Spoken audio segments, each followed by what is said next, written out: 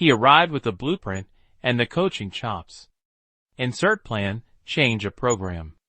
3 seasons later, his team is down 34 points in the second quarter as the number 1 seed in the college football playoff. It's not about getting knocked down, says Oregon coach Dan Lanning. It's about what you do next. So here we are, and on the road to becoming Alabama, Georgia has reached nearly every milestone except the one defining result and winning the whole damn thing. Ultimately, you have to be great to beat teams at the end of the year, Lanning said. Great teams don't give up late fourth-quarter leads in the last month of the season, 2 that cost Oregon a chance to play in the college football playoff in 2022 and 1 in 2023. Great teams don't get overwhelmed as the number 1 seed in the CFP in 2024, a redemption moment for the previous 2 failures that hit flat and have now become the motivation for 2025. This all or nothing, of course, is the problem. Not because the Ducks haven't won big under Lanning, but because Oregon isn't Alabama or Georgia. And Lanning, who is 38 years old and in his first head coaching job, isn't Nick Saban or Kirby Smart. But, like it or not, he's tied at the hip to 2 of the greatest college football coaches in the modern era. Saban built the Alabama Dynasty, and Smart was his top lieutenant for 8 seasons, winning 4 national titles. Smart eventually built the best team in college football at Georgia, and won a national title with Lanning as his top lieutenant. The natural progression in the land of unrealistic expectations is Lanning taking Saban's famed program build-out, the same process Smart used at Georgia, and building a beast at Oregon. If he doesn't, it's a failure, which is absurd. But like it or not, fair or not, that's the backdrop to this offseason.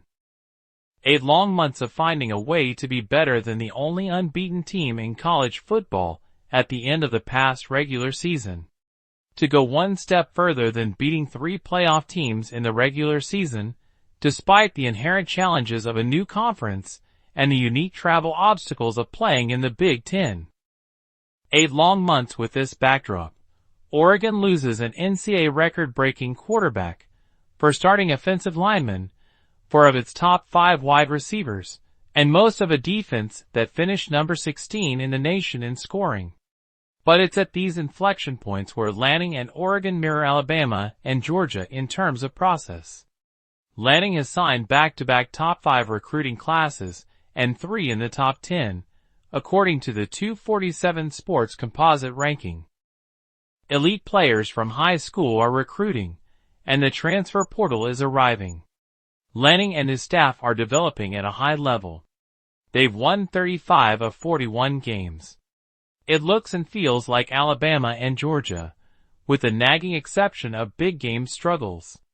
But Saban and Smart went through similar problems, and eventually found a way out. It took Saban 1 season to figure out how to beat Florida, then another to figure out how to beat complacency.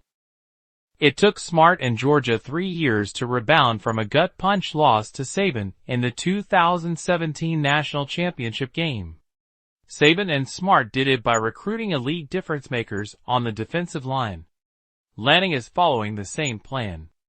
Now, those same emerging defensive linemen and edge rushers, Mateo Uiagalelei, Tatum Tuioti, Aiden Breland, Blake Purchase, will be the foundation and attitude of a reloading team.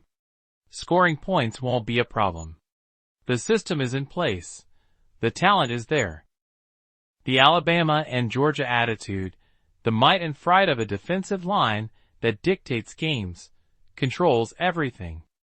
And by everything, that means everything. That's the final piece to the puzzle, the last step to completing the process. That's what's next. But it's not some easy, boilerplate idea of winning it all. That's just the reward of figuring it all out.